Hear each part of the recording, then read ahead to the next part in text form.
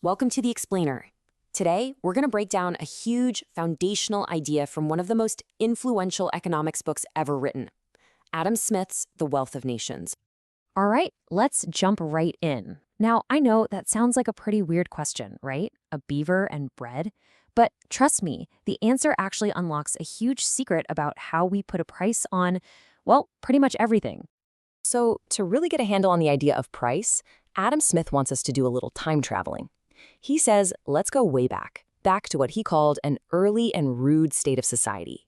Picture it, a world of just hunters. No cash, no bosses, no landlords. In a world like that, the rule for trading things is super simple. It all boils down to one question. How much work did it take you to get it? So let's start with a really basic example. Let's say it takes you one full day of hard work to hunt and catch a deer. Okay, simple enough. But what if a beaver is way trickier to catch? What if it takes twice the effort, 2 whole days of labor to snag one? Well, there you have it. The value is locked into the labor. It's simple, right? One beaver is just naturally worth 2 deer because it takes twice the work to get. And this sets up a really important starting principle for us. Whatever you make with your own 2 hands, it's all yours. The whole thing. But here's the thing. Societies get complicated, right? They don't stay that simple forever. And that brings us to the first big change. When people start accumulating what Smith calls stock. Now, stock might sound a little old-fashioned, but it's just Smith's 18th century word for what we'd call capital. You know, all the resources you need, tools, materials, even money, to get a bigger project going. And this introduces a brand new player into our economic story, the owner. They bring a whole new system to the table, and with it, a new kind of reward called profit. Now, Smith is very clear here.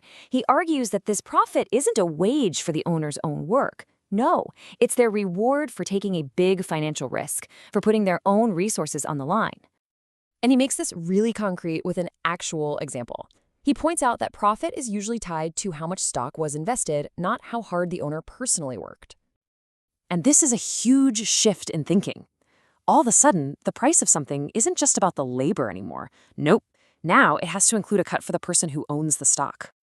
Okay, so let's add the next layer to this, because as society keeps developing, another new character steps onto the stage. This is that moment in history when land, which used to be a resource for everyone, becomes private property. You gotta love that line, love to reap where they never sowed. It's such a powerful phrase, and Smith uses it to bring in our third character, the landlord. This is the person who now gets to charge for just using the land itself. So now, even if you just want to gather some wood from a forest or cut some grass in a field, you have to pay a price for that access, and we call that price rent. So now we have all our players on the field, the laborer, the stock owner, and the landlord. And with them, we can finally see Smith's complete formula for the price of almost anything. First up, you've got the part of the price that pays for all the work that went into it. We call that wages. But now we have to add to that. We need to include the return for the person who risked their own resources to make it all happen. That's the profit. And then, for the final piece of the puzzle, you've got to add the cost of using the land itself, and that's rent. So, boom, there you have it. Wages, profit, and rent. That is the core of Adam Smith's whole theory. And you can see exactly how this plays out with something real, like corn. The final price you pay is really just a combination of these 3 separate payments going to 3 different people. But Smith's idea is even bigger than that.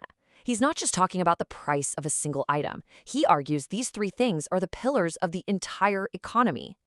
According to him, these 3 things, wages, profit, and rent, are the 3 original sources of every single bit of revenue in a whole country. So what does that really mean? It means that basically everything else, we're talking government, taxes, the salary you bring home, pensions, it all traces back to one of these 3 original sources. It's all paid for by the value created by either labor, stock, or land. It's an incredibly powerful idea, right? It gave us a whole new framework for understanding value, and it went on to influence economic thinking for centuries, really shaping the work of pretty much every major thinker who came after him. But, you know, this leaves us with a really big question for our time. We live in this crazy digital world of code and data and services. does this old-school three-part formula, does it still tell the whole story? It's definitely something to chew on.